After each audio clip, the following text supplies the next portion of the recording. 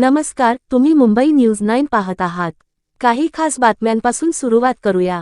मुंबई महानगरपालिकेच्या महापौरपदाची निवडणूक पुढे ढकलण्यात आली आहे। आरक्षण जाहीर झाल्यानंतर जानेवारी 31 रोजी निवडणूक घेण्याची तयारी सुरू होती। तथापि, भाजप आणि सिंधी शिवसेनेच्या नगरसभासदांची नोंदणी अद्याप पूर्ण झालेली नाही। त्यामुळे निवडणूक प्रक्रिया रखडली आहे। वृत्तानुसार, उद्धव शिवसेना आणि मास या दोन्ही पक्षांच्या 65 नगरसभासदांची नोंदणी प्रक्रिया पूर्ण झाली आहे, परंतु त्यांचे प्रमाणपत्र अद्याप महानगरपालिका सचिव कार्यालयात सादर केलेले नाही।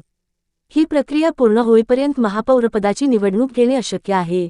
आता फेब्रुवारीच्या पहिल्या आठवड्यात मुंबई महापौरपदाची निवडणूक होण्याची शक्यता आहे। दरम्यान, संयुक्त भाजप-शिंदी शिवसेना युतीबाबतचे राजकीय चित्र अस्पष्ट आहे।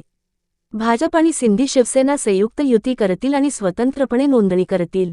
अद्याप निर्णय झालेला नाही। 2017च्या मुंबई महानगरपालिका निवडणुकीत शिवसेना सर्वात मोठा पक्ष म्हणून उदयास आला हे लक्षात घेतले पाहिजे। भाजप अगदी कमी फरकाने दुसऱ्या क्रमांकावर आला, परंतु काही वर्षांनंतर राज्याच्या राजकीय परिस्थितीत मोठे परिवर्तन झाले। शिवसेना 2 गटात विभागली गेली आणि त्यामुळे तिचे राजकीय स्वरूप पूर्णपणे बदलले।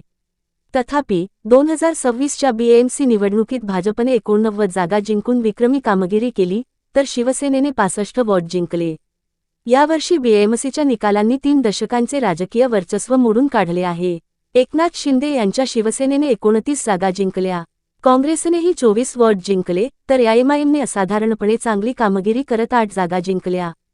दरम्यान, उद्धव ठाकरे यांचे बंधू राज ठाकरे यांच्या महाराष्ट्र नवनिर्माण सेनेने 6, अजित पवार यांच्या राष्ट्रवादीने 3, समाजवादी पक्षाने 2 आणि शरद पवार यांच्या राष्ट्रवादीने 1 जागा जिंकली। सध्या एवढेच। अशाच बातम्यांसाठी संपर्कात रहा। तोपर्यंत, निरोप।